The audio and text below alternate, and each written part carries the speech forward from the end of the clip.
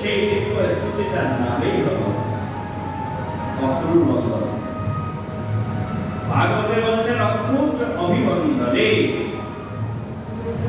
অক্রূর বন্দনা করে ভগবানকে লাভ করবে। অক্রূরের জন্য অন্য কোন সাধন ছিল। ভগবান মথুরায় আসলেন কম সময়, সময়টা কম। অক্রূর মথুরায় আসলেন কৃষ্ণকে নিয়ে। ভগবান কৃষ্ণ মথুরা দেখতে পাশে সকলেই কৃষ্ণকে স্বাগত করার জন্য দাঁড়িয়ে, কেউ ফুল নিয়ে, কেউ মালা নিয়ে, কেউ গেট বানিয়েছে। তারা কৃষ্ণের সখাগণ বলতে লাগলেন, কানাইয়া আমরা যেই পোশাক পরে গরু চড়াই ওগুলো পরে এখানে এসেছি, এখানে এত স্বাগত হচ্ছে, তুমি আগে থেকে বলো নাই কেন?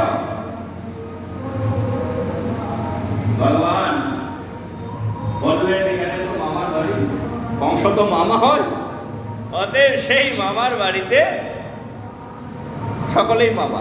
চলো ধোপাটার কাছে, যে কংসের কাপড় ধয়, ওর কাছে গেলে আমরা কাপড় পেয়ে যাবো। ওর কাছে গেলে রজক, সেই কাপড় ধোয়া যে ধোপাটা, সেইটা ছিল মহাদুষ্ট কংসের অনুচর।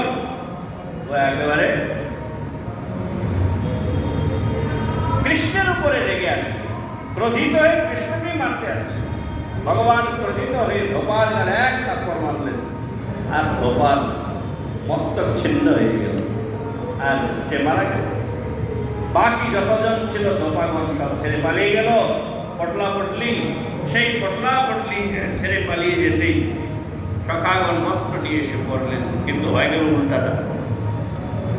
যখন এই বস্ত্র এনে পড়লেন, বস্ত্র একেবারে বেশি বড় হয়ে গেল।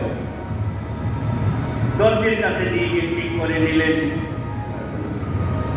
দর্জি